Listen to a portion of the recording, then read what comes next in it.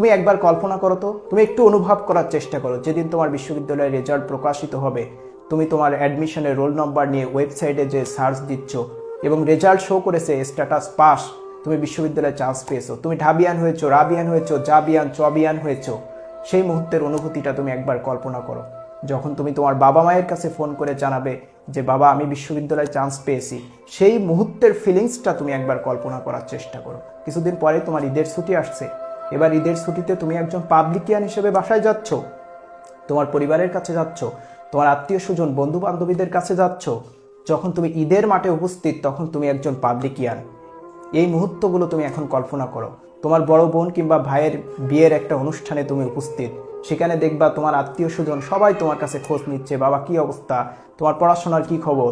এবং যারা তোমার বিশ্ববিদ্যালয়ে চান্স পাওয়ার খবর জানে না, তারা হয়তো তোমার কাছে পড়াশোনার খবর জানতে চাইবে। তখন তুমি এক বুক গর্ব নিয়ে বলতে পারবে যে আঙ্কেল আমি একটা পাবলিক বিশ্ববিদ্যালয়ে চান্স পেয়েছি, আমি পাবলিকিয়ান, আমি বিশ্ববিদ্যালয়ের স্টুডেন্ট, আমি বিশ্ববিদ্যালয়ে চান্স পেয়েছি।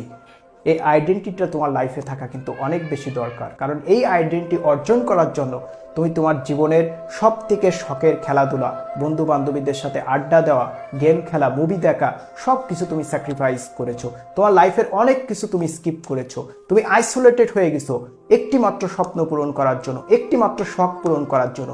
সেই শখটা হলো পাবলিকিয়ান হওয়া। তুমি এখন একজন পাবলিকিয়ান হয়েছো। সো এই অনুভূতিটা তুমি এখন থেকে কল্পনা করার চেষ্টা করো। এই অনুভূতিগুলো তোমার জীবনের সব থেকে বড় মোটিভেশন, সর্বক্ষণ তোমাকে মোটিভেট করবে। এই অনুভূতিগুলো যদি তুমি এখন থেকে নিজের ভিতরে ধারণ করতে পারো, লালন করতে পারো,